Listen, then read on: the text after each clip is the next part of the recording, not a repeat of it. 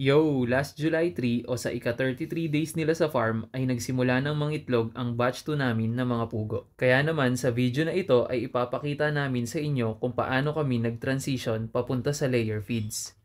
Ginagawa ang ganitong paghahalo ng layer feeds habang unti-unting dumadami ang mga itlog. Mula booster ay gumagamit kami ng starter feeds para sa paghahanda ng kanilang pangingitlog. At inumpisahan naman naming maghalo ng layer feeds nung 25% na ang kanilang mga itlog. May programa kami kung paano namin dinahandahan ang paghahalo hanggang sa maging purong layer feeds na ang kanilang kinakain.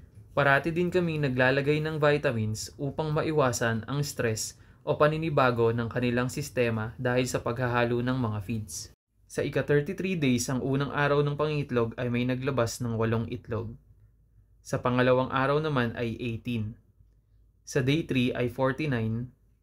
Sa day 4 ay 127.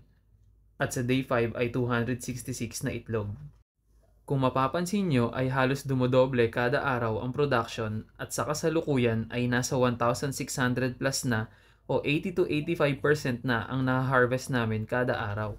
Magaganda na rin ang size ng mga itlog kaya ready na ito i-deliver sa aming mga suki. Ingat!